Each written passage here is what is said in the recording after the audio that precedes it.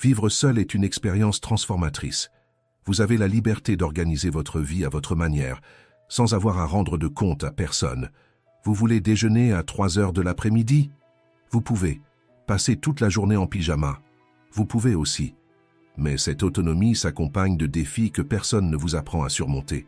Le problème, c'est que, sans vous en rendre compte, vous pourriez compliquer votre quotidien plus que nécessaire. De petites erreurs quotidiennes peuvent affecter votre santé, votre productivité et même votre équilibre mental. Et le pire, vous ne vous en apercevez que lorsque cela devient une habitude difficile à changer. Si vous vivez seul ou que vous vous préparez à le faire, cette vidéo est faite pour vous. Je vais vous montrer 13 erreurs courantes qui peuvent saboter votre expérience et comment les éviter afin de transformer votre vie en solo en quelque chose de réellement positif. Avant de commencer, laissez dès maintenant un j'aime et partagez cette vidéo avec quelqu'un qui a besoin de ces conseils. Maintenant, allons-y. Erreur 1. Vivre dans une maison sale et désordonnée. Votre environnement est le reflet de votre esprit. Si votre maison est en désordre, il y a de fortes chances que votre esprit le soit aussi. Ce sont ces vêtements empilés sur la chaise qui ne disparaissent jamais, la vaisselle dans l'évier qui semble se multiplier toute seule, ces papiers et objets éparpillés un peu partout dans la pièce. Avec le temps, ce désordre cesse d'être uniquement visuel et finit par peser sur vos pensées, vous privant de votre énergie sans même que vous vous en rendiez compte. Maintenant, imaginez une autre scène. Vous rentrez fatigué du travail, vous ouvrez la porte et tombez nez à nez avec le chaos. Le canapé est recouvert d'objets qui devraient être rangés. La table est encombrée d'un mélange d'assiettes et de factures en retard, et votre lit, eh bien, vous devriez d'abord enlever la moitié des vêtements qui y sont entassés avant de pouvoir vous y allonger. Cela peut sembler anodin, mais ce désordre épuise votre esprit avant même que vous ne vous en rendiez compte. Les petites décisions du quotidien, comme savoir où poser un simple trousseau de clés, deviennent alors une épreuve de patience. Le psychologue Jordan Peterson met en garde « Rangez votre chambre avant d'essayer de changer le monde ». L'organisation n'a rien à voir avec le perfectionnisme. Il s'agit plutôt de créer un environnement qui travaille en votre faveur et non contre vous. Une étude de l'Université de Californie a révélé que les personnes vivant dans des espaces désordonnés présentent des niveaux plus élevés de cortisol, l'hormone du stress. Cela signifie que le désordre qui vous entoure pourrait bien saboter votre bien-être et même nuire à votre santé. Au-delà de l'impact émotionnel, le désordre vous vole votre temps. Combien de fois avez-vous perdu de précieuses minutes à fouiller dans des tiroirs à la recherche de quelque chose qui aurait dû être à portée de main? Ces minutes s'accumulent, se transformant en heures perdues, sur un mois entier, un temps qui aurait pu être consacré à quelque chose qui améliore réellement votre vie. Mais il existe une solution simple. Commencez par l'essentiel. Choisissez un seul espace et fixez-vous un petit objectif quotidien. 15 minutes par jour suffisent pour organiser une zone spécifique, un tiroir, une table ou un coin de votre chambre. De petits ajustements quotidiens créent de grands changements sur le long terme. Une autre stratégie efficace est la règle des 2 minutes. Si une tâche peut être accomplie en moins de 2 minutes, faites-la immédiatement. Cela évite que de simples actions s'accumulent jusqu'à devenir une montagne de désordre. Votre maison doit être un refuge et non une source de stress. Un espace propre et organisé n'est pas seulement agréable à regarder, il aide aussi votre esprit à mieux fonctionner. Si vous aspirez à plus de clarté mentale, d'énergie et de bien-être, commencez par mettre de l'ordre autour de vous. Erreur 2. Saboter son alimentation. Vivre seul ne signifie pas transformer votre cuisine en un entrepôt de plats à emporter et de nourriture ultra transformée. Il est facile de tomber dans ce piège. Le rythme effréné du quotidien, la fatigue après une longue journée, le manque d'envie de cuisiner.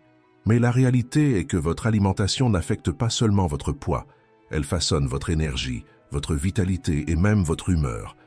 Imaginez votre corps comme un téléphone que vous rechargez avec le mauvais chargeur. Au début, il s'allume, il fonctionne, mais la batterie se vide rapidement et avec le temps, ses performances s'effondrent. Il en va de même lorsque vous vous nourrissez mal. Vous pouvez tenir en mode automatique, mais bientôt vous ressentez une lourdeur mentale, une fatigue constante et une baisse de productivité.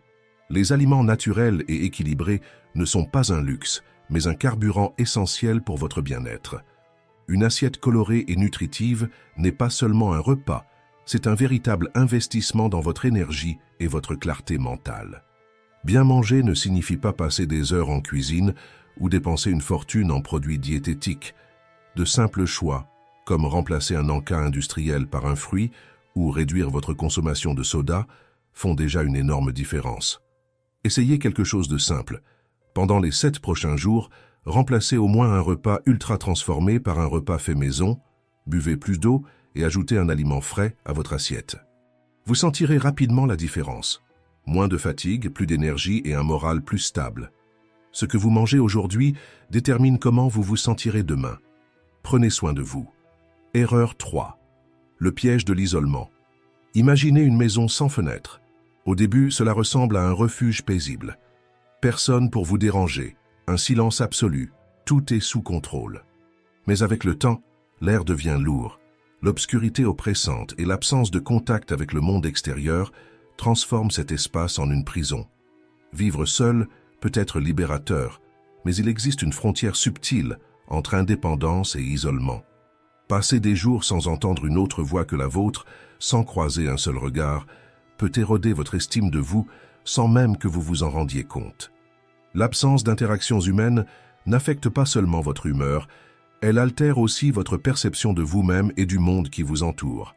L'être humain n'est pas fait pour vivre dans un isolement total. Nous sommes comme des batteries qui se rechargent à travers nos échanges avec les autres. Cela ne signifie pas qu'il faille être constamment entouré, mais plutôt entretenir des liens authentiques qui nourrissent votre équilibre émotionnel. Des études menées par l'Université de Harvard confirment que des relations sociales solides augmentent la longévité et le bonheur, tandis que l'isolement peut amplifier le stress, l'anxiété et même mener à la dépression. La vie ne se résume pas à 4 murs. De petits gestes peuvent tout changer. Envoyer un message vocal à un ami, saluer le concierge, sortir boire un café et observer l'agitation de la ville. Tout cela ravive votre flamme intérieure et empêche votre esprit de s'enfermer dans une spirale de pensées solitaires. Si vous sentez que vous vous isolez plus que vous ne le souhaiteriez, prenez l'initiative. La solitude peut sembler confortable au début, mais sans connexion, la vie perd ses couleurs. L'ouverture appelle l'ouverture. Plus vous vous autorisez à être présent dans le monde, plus le monde s'ouvrira à vous. Erreur 4. Des nuits mal dormies. Imaginez-vous vous réveiller après une nuit de sommeil chaotique, avec la sensation que votre tête est enveloppée de brouillard. Chaque tâche semble exiger un effort décuplé, votre patience s'épuise en un instant, et même les décisions les plus simples deviennent complexes. Si vous avez déjà vécu cela, vous savez qu'une seule mauvaise nuit peut transformer toute une journée en un véritable défi. Le sommeil n'est pas un simple détail dans votre routine, c'est le pilier de votre santé mentale, physique et émotionnelle. Lorsque votre rythme de repos est perturbé, votre corps ne tarde pas à en payer le prix. Le manque de sommeil ne se résume pas à la fatigue. Il entraîne une perte de clarté mentale, réduit votre résilience émotionnelle et place votre corps en état d'alerte permanent, comme s'il tentait de fonctionner sans carburant. Peut-être pensez-vous que perdre quelques heures de sommeil ici et là n'a pas de réelle importance. Mais la vérité, c'est que cette dette s'accumule. Avec le temps, elle se traduit par une fatigue chronique, des difficultés de concentration et une instabilité émotionnelle qui peuvent nuire aussi bien à votre vie professionnelle qu'à vos relations personnelles. Bien dormir ne signifie pas seulement se reposer, c'est offrir à votre cerveau une véritable remise en ordre, où il trie les souvenirs, régule les hormones et renforce votre système immunitaire. Imaginez votre corps comme un téléphone portable. Si vous ne le rechargez pas correctement, il ne fonctionne pas à plein régime. Et tout comme 5 minutes de charge ne suffisent pas à restaurer l'autonomie d'un téléphone, de courtes siestes ou des nuits écourtées ne compensent pas un sommeil insuffisant. Une étude menée par l'université de Stanford a révélé que dormir moins de 6 heures par nuit réduit la capacité de prise de décision et augmente le niveau de stress. Autrement dit, lorsque vous ne dormez pas bien, vous agissez de manière impulsive. Vous vous irritez plus facilement et votre productivité s'effondre. Si vous voulez mieux vivre et retrouver plus d'énergie au quotidien, adoptez de petites habitudes qui amélioreront considérablement la qualité de votre sommeil. Fixez une heure régulière pour vous coucher et vous réveiller. Votre corps fonctionne de manière optimale lorsqu'il suit un rythme stable. Réduisez l'exposition aux écrans avant de dormir. La lumière bleue des téléphones et ordinateurs perturbe la production de mélatonine et empêche un sommeil réparateur. Créez un environnement propice au repos. Une chambre ordonnée, silencieuse et sombre améliore naturellement la qualité de votre sommeil. Évitez la caféine et les stimulants avant de dormir. Ce n'est pas seulement une question de prix du café, mais plutôt de permettre à votre corps de ralentir afin d'entrer dans un sommeil profond. Le manque de sommeil ne touche pas seulement votre productivité, il détériore votre bien-être et votre qualité de vie à long terme. Comme l'a dit Arianna Huffington, le sommeil n'est pas un luxe, c'est un pilier essentiel d'une vie réussie. Alors posez-vous cette question, considérez-vous votre sommeil comme une priorité ou comme quelque chose que l'on peut sans cesse repousser? Votre corps et votre esprit ont besoin de cette recharge quotidienne. Si vous vous réveillez chaque matin en étant encore fatigué, il est peut-être temps de changer vos habitudes et de prendre votre repos au sérieux. Et la meilleure façon d'y parvenir? Commencez dès aujourd'hui. Erreur 5. Saboter ses finances. Avez-vous déjà eu cette impression que votre argent s'est tout simplement évaporé? Vous touchez votre salaire, payez quelques factures, faites quelques achats ici et là, et soudain, votre solde frôle le zéro, ou pire, il est dans le rouge. Vivre seul signifie avoir un contrôle total sur ses finances, mais sans une planification rigoureuse, vous risquez de compromettre votre propre avenir sans même vous en rendre compte. Dépenser sans contrôle, c'est comme remplir un seau troué. Vous aurez beau y verser de grosses sommes, si vous ne colmatez pas les fuites, il ne sera jamais plein. Les petites dépenses du quotidien, ce café hors de prix, ces abonnements que vous n'utilisez même pas, ces commandes de repas livrées par simple paresse de cuisiner, semblent anodines lorsqu'on les considère individuellement. Mais accumulées sur un mois, elles peuvent creuser un gouffre dans votre budget. Les études montrent que les problèmes financiers comptent parmi les principales sources d'anxiété et de stress chronique. Ce qu'il y a de plus inquiétant, beaucoup ne réalisent l'ampleur des dégâts que lorsqu'ils sont déjà submergés par les dettes. Pour éviter ce cycle de frustration, adoptez quelques pratiques essentielles. Notez tout. Savoir où va votre argent est la première étape pour mieux le gérer. Une simple application de finances ou un carnet peut vous être plus utile que vous ne l'imaginez. Avant d'acheter, posez-vous la question, en ai-je vraiment besoin? Ce simple réflexe peut vous éviter des dépenses inutiles et impulsives. Payez-vous en premier. Mettez de côté 10% de votre revenu avant toute autre dépense, non pas comme une réserve pour plus tard, mais comme un investissement dans votre propre avenir. Vous travaillez dur et payez tout le monde, mais combien mettez-vous réellement de côté pour vous-même? Ce simple geste peut transformer votre relation à l'argent. Dépensez moins que ce que vous gagnez. Si vos revenus sont modestes, cela peut sembler difficile, mais c'est la règle d'or des finances personnelles. Comme l'a dit Sénèque, « Pauvre n'est pas celui qui possède peu, mais celui qui désire toujours plus. » Planifiez l'avenir. Épargner et investir sont des habitudes qui garantissent votre sécurité à long terme. Comme l'a dit Warren Buffett, n'économisez pas ce qu'il vous reste après avoir dépensé. Dépensez ce qu'il vous reste après avoir économisé. L'argent peut être votre allié ou votre pire cauchemar. Le choix vous appartient. Êtes-vous en train de bâtir un avenir solide ou simplement de survivre? De petits ajustements aujourd'hui peuvent vous apporter de grandes récompenses demain. Prenez le contrôle avant que votre manque de planification ne prenne le contrôle sur vous. Erreur 6. Vivre de manière désorganisée. Vivre sans organisation, c'est comme essayer de cuisiner sans suivre de recette. Vous mélangez les ingrédients au hasard, en espérant obtenir un bon plat, mais au final, vous ne récoltez que confusion et frustration. Au début, ne pas suivre de plan peut sembler libérateur, mais cette impression se transforme vite en désordre et en perte de temps. Le manque de structure dans votre quotidien vous enferme dans un cercle vicieux. Vous vous réveillez sans direction, passez la journée à éteindre des incendies, et avant même de vous en rendre compte, la nuit est tombée et vous avez l'impression de n'avoir rien accompli d'utile. Cette sensation d'être toujours en train de rattraper le temps perdu ne vient pas d'un manque d'heures dans la journée, mais d'une absence de système pour guider vos actions. Si vous ne planifiez pas vos tâches, la moindre distraction prend le dessus. Votre téléphone vibre et vous perdez une demi-heure sur les réseaux sociaux. La vaisselle sale s'accumule et soudain, nettoyer l'évier semble plus important que ce rendez-vous que vous repoussez depuis une semaine. À la fin de la journée, il ne vous reste que la frustration de n'avoir avancé sur rien de réellement significatif. Mais l'absence d'organisation ne touche pas seulement votre productivité. Elle ronge aussi votre estime de vous-même. Chaque journée vécue dans l'improvisation renforce l'idée que vous ne maîtrisez pas votre propre vie, comme si vous étiez en permanence un pas en arrière. La solution ? De petits rituels quotidiens. Avant de dormir, notez 3 tâches essentielles à accomplir le lendemain. Gardez votre espace en ordre, car votre environnement reflète votre état d'esprit. Et fixez une heure précise pour commencer la journée avec intention, au lieu de tomber dans le piège du « on verra bien ». Vivre seul ne signifie pas vivre dans le chaos. L'organisation n'est pas une contrainte, mais un outil qui joue en votre faveur. Quand vous structurez votre quotidien, vous gagnez du temps, de la clarté et la liberté de vous consacrer à ce qui compte vraiment. Comme l'a dit Jim Rohn, la discipline est le pont entre les objectifs et les réalisations. Et Benjamin Franklin le rappelait déjà. Pour chaque minute passée à s'organiser, 1 heure est gagnée. Alors, posez-vous cette question. Votre manque d'organisation freine-t-il votre progression?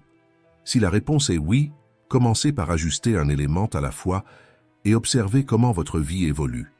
Celui qui s'organise se libère. Erreur 7. Vivre sans direction. Imaginez-vous vous réveiller chaque matin sans vraiment savoir pourquoi. Vous sortez du lit à contre-cœur, affrontez une journée identique à la précédente, et avant même que votre café n'ait eu le temps de refroidir, un vide commence déjà à vous envahir.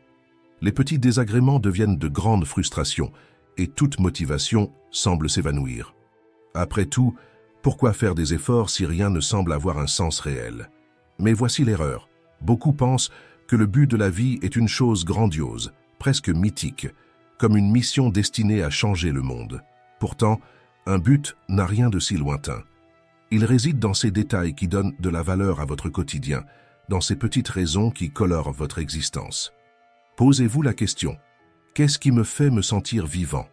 Peut-être est-ce l'instant où vous terminez un bon livre, le plaisir de préparer un repas avec soin, la satisfaction d'un entraînement difficile ou l'engagement profond dans un projet personnel. Un but n'est pas un trophée à décrocher dans un avenir lointain, c'est le sens que vous donnez à votre présent. Beaucoup attendent un moment de révélation, un éclair de lucidité qui viendrait tout clarifier. Mais le but de la vie ne se trouve pas comme un objet perdu. Il se construit jour après jour au fil des choix que vous faites. C'est quelque chose que vous développez en essayant, en vous trompant, en ajustant et en persévérant. Si vous vous sentez perdu, voici une piste. Choisissez quelque chose qui éveille votre curiosité et plongez-vous dedans. Ne réfléchissez pas trop.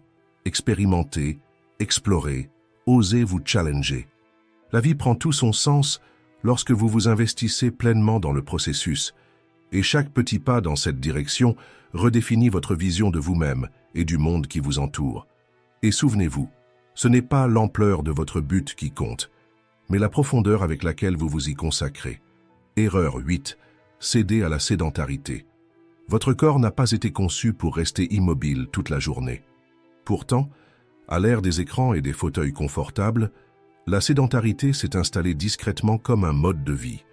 Vous passez des heures assis et sans même vous en rendre compte, le simple fait de vous lever du canapé semble demander un effort supplémentaire. Avez-vous remarqué à quel point certaines tâches du quotidien deviennent de plus en plus éprouvantes? Monter un escalier ressemble à une ascension. Lasser vos chaussures vous demande un souffle supplémentaire et la paresse s'invite comme un poids constant. Ce n'est pas juste un manque d'énergie, c'est votre corps qui s'adapte à l'inactivité. Et le pire, plus vous restez inactif, plus il devient difficile de briser ce cercle vicieux. Votre corps et votre esprit ne font qu'un. Dès que vous bougez, votre cerveau libère un véritable cocktail chimique de bien-être, endorphine, sérotonine, dopamine. Ces substances réduisent le stress, améliorent la clarté mentale et boostent votre motivation. Autrement dit, Le mouvement est un déclencheur naturel pour sortir de l'apathie et retrouver votre énergie. L'erreur de beaucoup? Croire que pour se remettre au sport, il faut plonger tête baissée dans une routine intense et épuisante. L'enthousiasme du début mène souvent à l'excès, puis à l'épuisement et finalement à l'abandon.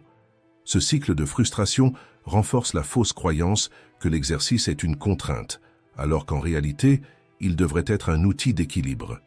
La clé, c'est la régularité, pas l'intensité. Pas besoin de devenir marathonien ou de passer des heures à la salle. Une simple marche quotidienne, quelques minutes d'étirement, une danse improvisée au milieu du salon ou de courtes séances d'exercice fonctionnel suffisent. Ce qui compte, c'est rompre l'inertie. Imaginez un moteur laissé à l'arrêt trop longtemps, il s'encrasse, les pièces rouillent, et chaque tentative pour le redémarrer devient plus compliquée. Votre corps fonctionne de la même façon. L'activité physique ne concerne pas seulement l'esthétique ou la performance. C'est un moyen d'assurer le bon fonctionnement de votre moteur intérieur, aujourd'hui et pour l'avenir. Mais voici l'impact le plus puissant. Le sport ne transforme pas seulement votre corps, il façonne votre mentalité. Celui qui cultive la discipline dans l'effort physique développe la discipline dans sa vie. La même force qui vous pousse à dépasser la paresse dans l'exercice est celle qui vous aide à persévérer face aux défis, à rester concentré sur vos objectifs et à mieux gérer l'inconfort. Alors, voici un défi simple. Durant les 7 prochains jours, bougez un peu chaque jour. Même 10 minutes suffisent. Peu importe l'activité, l'essentiel est de prendre l'engagement d'agir. Souvenez-vous, votre corps est le reflet de vos habitudes. Choisissez bien ce que vous en faites. Erreur 9. Arrêtez d'apprendre. Si vous ne progressez pas, vous reculez.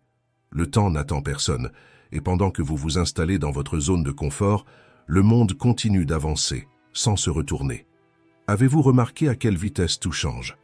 Un jour, vous maîtrisez un logiciel, le lendemain, il est déjà obsolète. Les métiers d'aujourd'hui ne sont plus ceux d'il y a 10 ans. Et que devient celui qui refuse d'évoluer avec ce rythme? Il reste figé dans le passé, perdant peu à peu sa pertinence. Apprendre n'est pas une option, c'est un instinct de survie. Votre esprit est comme un moteur. Si vous ne l'alimentez pas en nouvelles connaissances, il commence à s'enrayer. Il ne s'agit pas seulement d'étudier ou de lire, mais de garder votre curiosité éveillée, de remettre en question vos croyances et d'accepter de grandir. Le problème avec la stagnation, c'est qu'elle s'installe sans prévenir. C'est comme vivre dans une maison qui accumule la poussière jour après jour. Au début, vous ne remarquez rien. Mais un jour, vous regardez autour de vous et réalisez que tout est figé, figé dans le temps.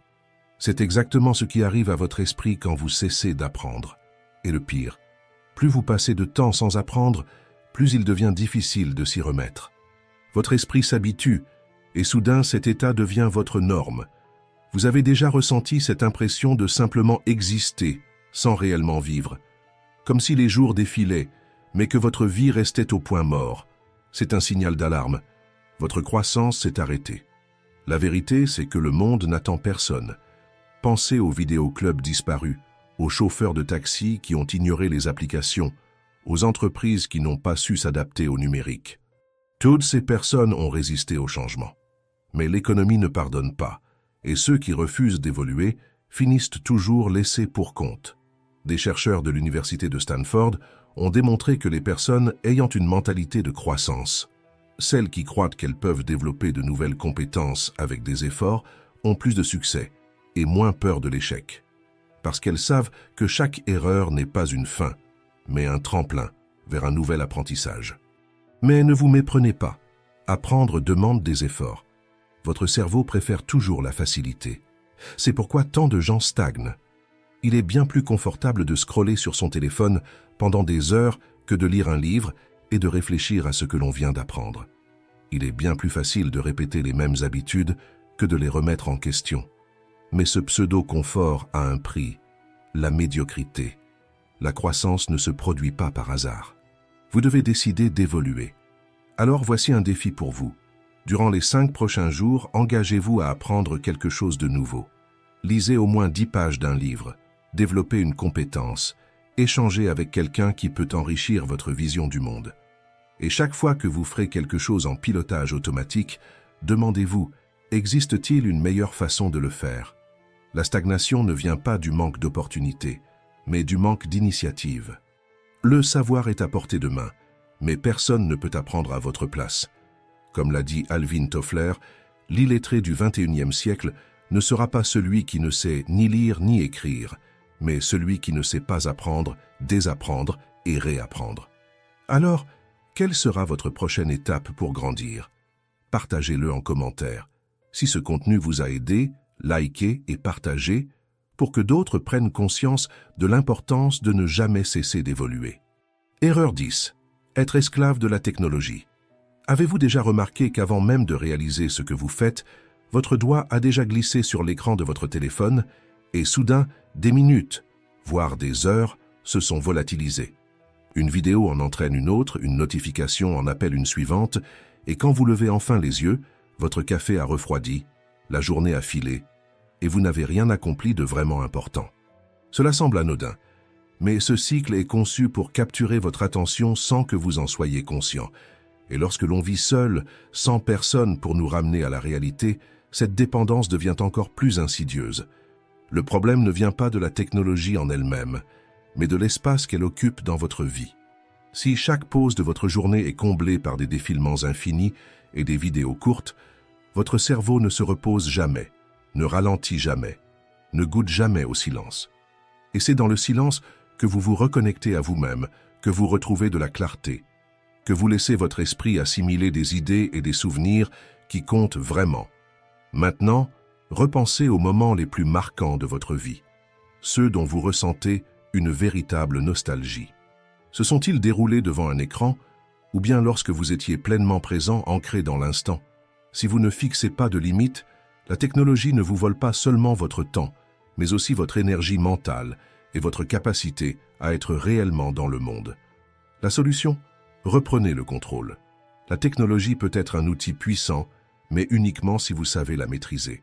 Sinon, vous passerez plus de temps à observer les autres vivre leur vie qu'à vivre pleinement la vôtre.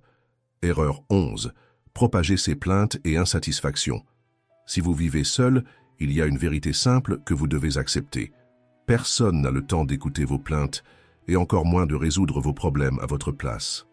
La vie est parfois injuste. Les difficultés surgissent sans prévenir, mais se lamenter n'a jamais aidé personne. Ce qui détermine votre avenir, ce n'est pas ce qui vous arrive, mais la façon dont vous y réagissez. Imaginez cette scène, vous êtes sous la pluie, sans parapluie. Deux options s'offrent à vous. Rester planté là, à râler sur le mauvais temps, ou courir et chercher un abri. La plupart des gens choisissent la première option et finissent trempés. Se plaindre ne sèche pas vos vêtements, ne change pas la météo et ne règle en rien le problème. Chaque fois que vous rejetez la faute sur les autres, l'économie, votre enfance, votre patron, vous renoncez à votre propre pouvoir. Car si la cause de vos difficultés est toujours extérieure, alors leur solution ne dépend jamais de vous. C'est ainsi que l'on finit piégé dans la stagnation. Le monde n'a pas de place pour les victimes éternelles. Il appartient à ceux qui avancent, ceux qui bougent, progressent, ceux qui se plaignent, s'enlisent. La vraie question est, voulez-vous être une personne qui trouve des solutions ou quelqu'un qui ressasse sans cesse ses plaintes auprès de qui veut bien écouter? Si vous vous reconnaissez dans ce piège, il est temps d'inverser la tendance. Dès aujourd'hui, remplacez chaque plainte par une action concrète. Au lieu de gaspiller votre énergie à parler de ce qui ne va pas, utilisez ce temps pour changer votre réalité. Car au bout du compte, la vie n'écoute pas les lamentations. Elle répond à ceux qui agissent. Erreur 12. Nourrir vos mauvaises habitudes. Les habitudes sont comme des chaînes invisibles. Au début, elles semblent légères, presque imperceptibles, mais avec le temps, elles deviennent des entraves lourdes qui vous enferment dans un cycle difficile à briser. Un petit écart ici, un choix inconscient là, et sans même vous en rendre compte, votre routine a été prise en otage par des schémas qui épuisent votre énergie, sabotent votre discipline et freinent votre vie. Un jour, vous décidez de regarder juste un épisode de plus avant de dormir. Le lendemain, vous vous réveillez épuisé et sautez le petit déjeuner. Sans vous en apercevoir, vous commencez à procrastiner, laissant les tâches s'accumuler jusqu'à ce que le poids du désordre prenne le dessus. Et soudain, vous réalisez que vous êtes pris dans un cycle de fatigue, de mauvaise alimentation, de distractions constantes et de manque de productivité. De petites mauvaises décisions, répétées jour après jour, finissent par former une spirale qui vous prive de votre qualité de vie. Le grand piège des mauvaises habitudes, c'est qu'elles ne semblent pas dangereuses au début. Elles s'installent en silence, mais finissent par façonner la personne que vous devenez. Comme le souligne une étude de l'Université de Duke, environ 45% de nos actions quotidiennes sont des habitudes automatiques et non des choix conscients. Cela signifie que presque la moitié de ce que vous faites est déterminé par ce que vous avez répété tant de fois que c'est devenu une partie de vous-même. Et c'est là que réside le danger. Les mauvaises habitudes ne détruisent pas votre vie d'un seul coup. Elles le font progressivement, en drainant votre volonté, jusqu'à ce que vous ne réalisiez même plus que vous êtes en pilote automatique. Imaginez quelqu'un qui dépense systématiquement plus qu'il ne gagne. Au début, un achat par carte de crédit semble anodin. Le mois suivant, les intérêts augmentent, et pour s'en sortir, cette personne utilise encore plus son crédit. En peu de temps, elle est prise dans un cercle vicieux où tout l'argent qui entre est déjà dépensé. C'est ainsi que fonctionnent les mauvaises habitudes. Elles commencent par de petits écarts, mais finissent par prendre le contrôle de votre routine, de votre esprit et de votre avenir. Mais la bonne nouvelle, c'est que si une mauvaise habitude peut être créée, elle peut aussi être remplacée. La question est, comment sortir de ce cycle? Premièrement, identifier le déclencheur de l'habitude. Toute mauvaise habitude a un déclencheur, un élément qui l'active. Cela peut être l'ennui qui vous pousse à faire défiler sans fin votre téléphone, le stress qui vous pousse à manger sans avoir faim, ou la fatigue qui vous entraîne dans la procrastination. Avant de vouloir changer un comportement, identifiez ce qui le déclenche. Deuxièmement, remplacez la mauvaise habitude par une meilleure. Votre cerveau ne gère pas bien l'absence, il a besoin d'un substitut. Essayez de simplement supprimer une mauvaise habitude sans lui trouver une alternative ne fait que la renforcer. Au lieu de dire « je vais arrêter de regarder mon téléphone avant de dormir », essayez « je vais lire un livre avant de dormir ». Le secret, ce n'est pas d'éliminer mais de remplacer. Enfin, facilitez la nouvelle habitude et rendez l'ancienne plus compliquée. Si vous voulez abandonner une mauvaise habitude, rendez-la aussi contraignante que possible. Vous voulez arrêter de manger des aliments malsains? Ne les achetez plus. Vous voulez réduire votre temps passé sur les réseaux sociaux? Supprimez les applications de l'écran d'accueil. Maintenant, si vous voulez adopter une bonne habitude, facilitez-la au maximum. Vous voulez boire plus d'eau? Gardez une bouteille toujours à portée de main. Vous voulez faire plus d'exercice? Préparez vos vêtements de sport la veille. Changer une habitude, c'est comme rediriger un fleuve. Si vous ne bloquez pas son ancien cours, l'eau y reviendra toujours. Mais si vous créez un nouveau chemin, le courant finira par le suivre naturellement. Et le plus puissant, c'est qu'une bonne habitude en entraîne une autre. Lorsque vous commencez à mieux manger, vous avez plus d'énergie pour faire du sport. Lorsque vous faites du sport, vous devenez plus discipliné au travail.